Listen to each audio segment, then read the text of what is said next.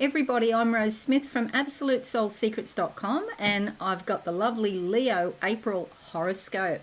It's a big month for you, Leo, because we are having a solar eclipse. And what happens, the nature of a solar eclipse means that the moon and the sun are conjunct. You're getting the best of both worlds, male and female, the best of the opposites. And so this is important because the sun is your ruler. So you're going to be particularly affected by this solar eclipse coming up. All right, just firstly, before we get to your horoscope, I like to draw 2 tarot cards as theme cards, and we'll do that right now. Let's go to the board. Here we go. All right, here are the cards. This is your horoscope we'll come to directly. First half of the month, I'm seeing blue writing here, or it's got a blue key line with, and it's filled with white, the text. Oh right. The focus is on the blue key line, and what this is about, it's reminiscent of the sky. The shade of blue reminds me of the sky, and so it's lots of new ideas coming through to you. It's like there's a feeling of reinvigoration, like you've been rejuvenated or made new in some way. And with this solar eclipse right here in your 9th house of travel, there could be something about travel going on in your mind. There's a big party going on there, a whole ton of planets. So yeah, we'll come to that directly. But the sky is the limit for you in April and moving forward even past April. The card that we get is, oh no, I want to go back, that one,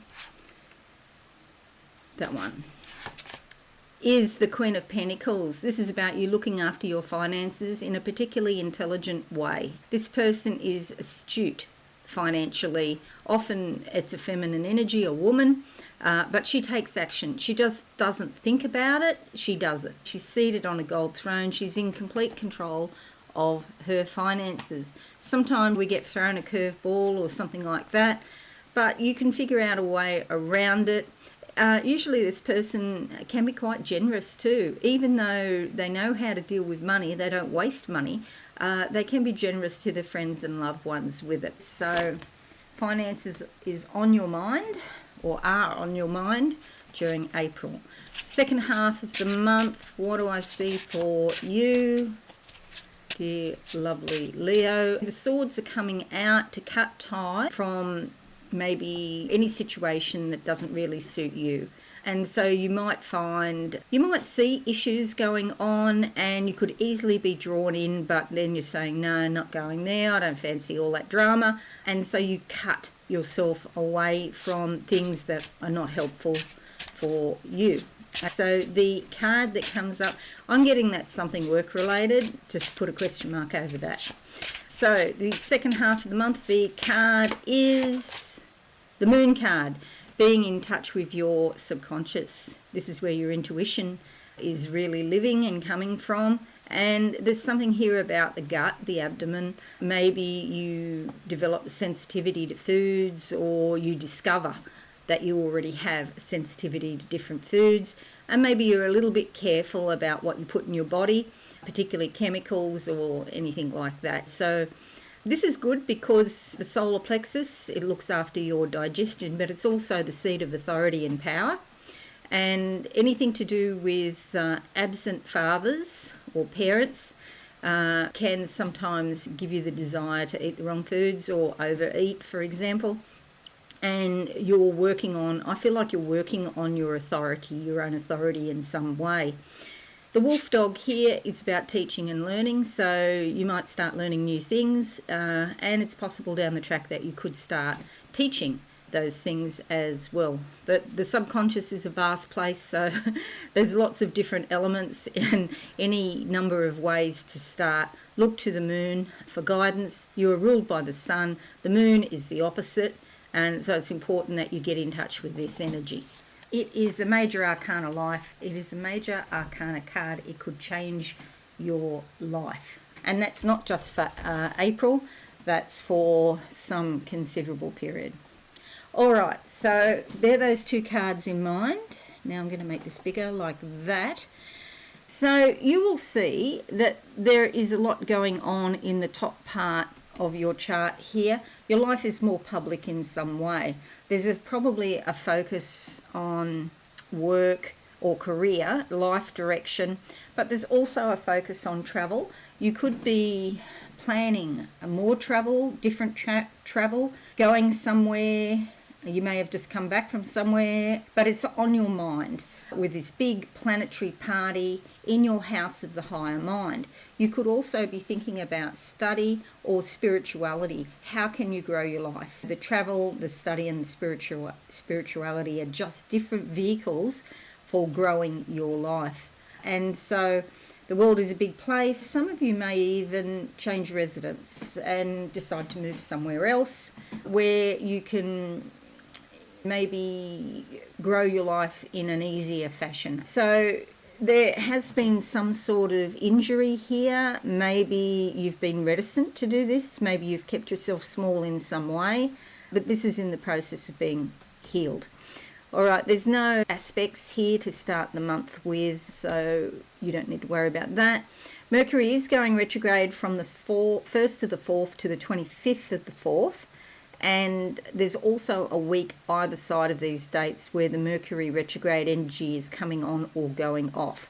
So these are not good times to sign contracts because something could happen and you have to go back and revisit that contract. Or legalities, probably not the best time to make important decisions such as legalities and things like that. It's also the time when there could be misunderstandings or a bit of confusion. Mercury is in Aries, going into Aries, so there it is there, and it's going backwards. That's Aries there. The house has got so much activity, the 9th house, that it's really hard to tell what's going on. But yeah, it's going backwards basically there. So just watch out because you might be filled with desire for growing your life, but the messages get mixed up or something like that during Mercury retrograde.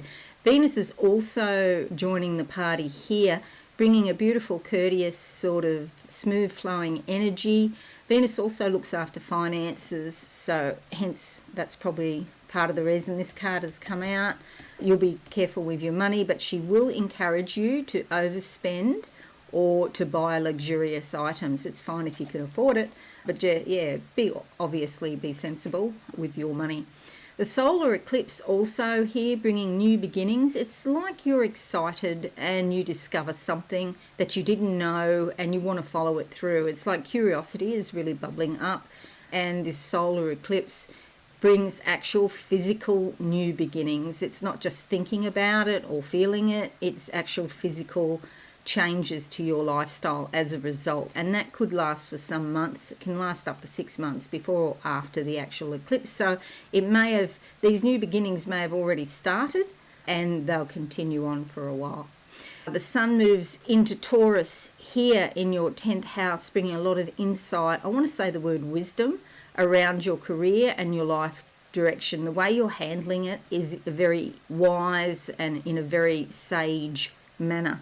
So it's like maybe you've got some wisdom there beyond your years and you're putting all the pieces of the puzzle together regarding authority, especially relationships with authority figures such as parents. Traditionally the mother, but can be the father. Parents play different roles these days. So it's also about happiness and a sense of success in your chosen life direction as well. Jupiter is conjunct Uranus, and it has been for a while, and this could bring something unusual but probably pleasant in your career zone, and you might be looking at changing careers, or there might be some sort of opportunity offered to you to grow your career or your life direction in some way. Jupiter's quite lucky and it likes to expand, and so anything it touches can grow. Uranus can be quite volatile, sometimes associated with explosions, electricity, technology. You may become more interested in technology or discover new technology, which is very exciting, or you could learn a lot. Jupiter does sort of is associated with learning and education as well. So there could be new things coming up in your career that you need to learn, and you'll be happy to learn them too.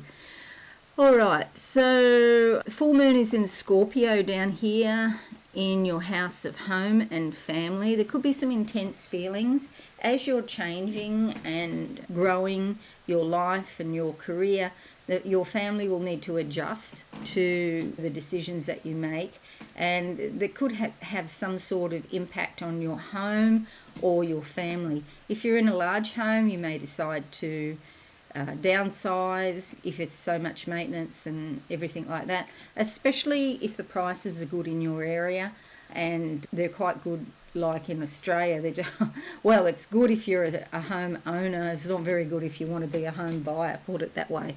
But yeah, there could be something about your residence that needs to change, or with family members. It brings up very intense, compelling feelings.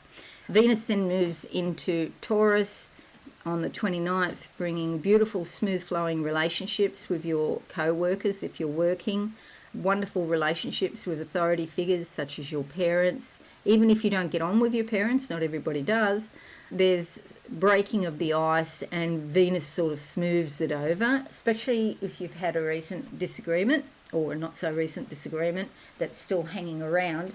Venus can kind of smooth it over a little bit, so the tension's eased. Basically, you could also meet a beautiful person through your work, physically beautiful, or even better than that, emotionally beautiful or spiritually beautiful, where you're seeing their true nature as being lovely, and they're just somebody you want to associate with. Mars is moving into Aries as well, bringing extra energy, a lot of energetic activity with regard to travel, spirituality, study, philosophy, and just learning things. Maybe you just want to, off your own bat, you want to read books and just discover things through the internet. You start watching YouTube videos about other countries. I often do that. So, and news, I listen to all manner, probably listen to about 6 or 7 different news channels from other countries, 6 or 7 different countries I listen to, because you get a completely different emphasis on what's going on. If you listen to Polish news, it's always about the Ukrainian war, like that's a regular feature. If you listen to American news, it's always about politics. If you listen to UK, you hear about the current recession. If you in the poverty there, I don't want to bag the UK, but that's what I've been hearing a lot on the BBC. Al Jazeera for world news in general, very unbiased, common sense, detailed, accurate reporting from Al Jazeera. I was very, very surprised how good they are. DW is another one I watch. I watch New Zealand news as well as Australian. So I recommend you do that, because you get a more informed point of view about what's actually really going on in the world. So that's it, lovely Leo. A really important month for you, with a lot of curiosity, a lot of spiritual growth, but also physical manifestations of your heart's desires that will affect your life direction, and basically you're all about growing your life.